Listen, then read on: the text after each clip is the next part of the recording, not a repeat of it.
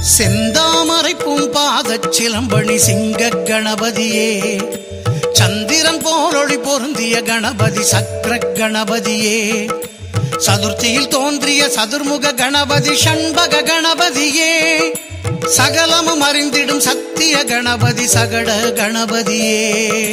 மங்கள கணபதியே, மந்திர கணபதியே, ஐங்கர கணபதியே, அருள் தரும் கணபதியே.